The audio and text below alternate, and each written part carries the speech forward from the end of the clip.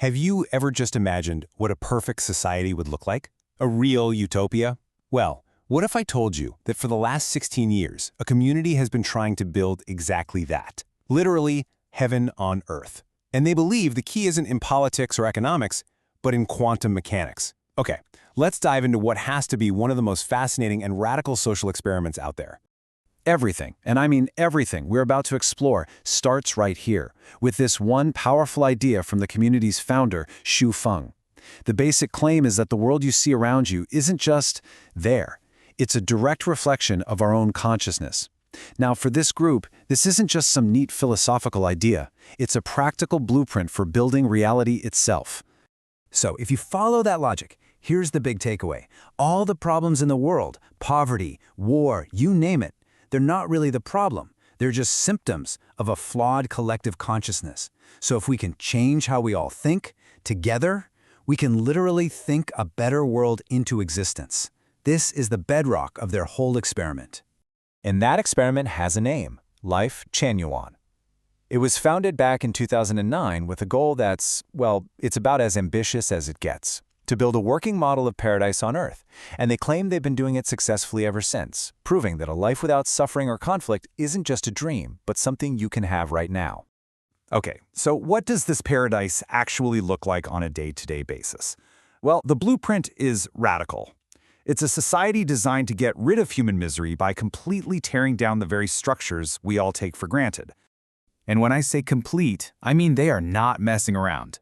To build their utopia, they got rid of everything they see as a source of jealousy, greed, or conflict. So, no private property, no personal possessions, no marriage or traditional family units, no bosses, no managers, and, maybe the most controversial of all, no fixed sexual partners. And this isn't just on paper. This is how they live. All the resources are shared. You take what you need. The elderly, the children, they're cared for by the entire community, not individual families. And everyone is a laborer doing their part. In fact, to stop people from forming special attachments, members actually have to move to a new location every 3 years. They call these communities the second homeland. And this isn't some tiny, short-lived project that fizzled out. Nope. Despite facing what the founder calls 10 heavy blows over the years, the second homeland is still going strong in several countries, including Thailand, Canada, and South Korea. Now, as you can probably guess, you can't just pack a bag and walk into paradise. If you want to join the second homeland, you have to go through a really profound and demanding personal transformation. It's a journey designed to completely redefine who you are. The path to get in is incredibly steep, and it's all about reshaping your consciousness. It starts with a deep reverence for God, life, and nature. Then, you have to go through a 6-month soul purification, which is basically a process of shedding all your worldly desires and what they call flawed thinking. The ultimate goal is to achieve nothingness, a state with no self, no ego, no attachments. And finally, before you can join, you have to settle all your worldly affairs, pay off your debts, cut ties with your old life. Only when you are a completely blank slate can you become part of this new reality. The founder, Xu Feng, puts the choice in pretty stark terms, doesn't he? And this just perfectly captures the all-or-nothing commitment they ask for. It's presented as this single incredible opportunity. You either make the leap and ascend to heaven, or you stay stuck in your current life. There's really no in-between. Of course, when your vision is this radical, you're going to attract some serious criticism. I mean, for centuries, brilliant thinkers have been arguing that utopia is a dangerous fantasy. So how does the founder defend his project against these classic arguments? Well, he does not hold back. So, one of the most famous critiques comes from the economist Friedrich Hayek. In his huge book, The Road to Serfdom, he basically argued that any attempt to create a utopia, especially with collective planning, is doomed. It'll just lead to tyranny and disaster because it goes against basic human nature and economics. The founder's response to Hayek? This is utter nonsense. Yeah, that's a direct quote. He argues that critics like Hayek just get it wrong. They confuse utopia with some state-controlled planned economy. And for proof, he just points to his community and says, look, it is possible because we're already doing it.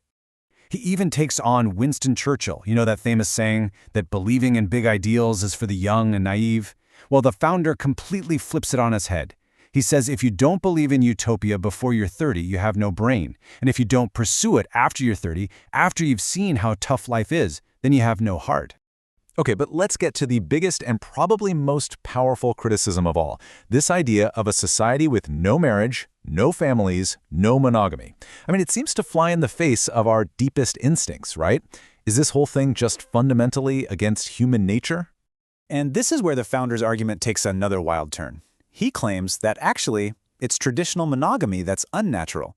He argues that the desire for multiple partners is a basic part of who we are, and that the second homeland system of fluid relationships doesn't defy human nature, it fulfills it more honestly.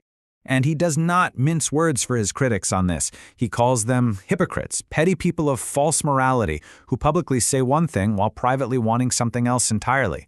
It's a really fiery, really personal defense of his community's most radical idea. So after all of this, who is this paradise actually for? Is it for dreamers, for spiritual gurus, rebels? Well, the founder has a very specific and honestly a very surprising answer about who his target audience is. Take a look at this number, 9,999, out of every 10,000. What do you think that represents? Well, according to the founder, that's the percentage of all humanity that can't really control their own lives and destinies. He argues that for that 1 in 10,000 genius, sure, maybe utopia is a bit restrictive. But for everyone else, the vast, vast majority of us, he believes his system is the only real path to happiness, freedom, and salvation. Which really brings us to the final, unavoidable question. This whole project forces you to confront the ultimate trade-off. If achieving a perfect society, one totally free from pain and conflict, meant you had to give up everything that makes you you, your stuff, your relationships, your family, what would you call that place? Would that be paradise? Or would it be a prison?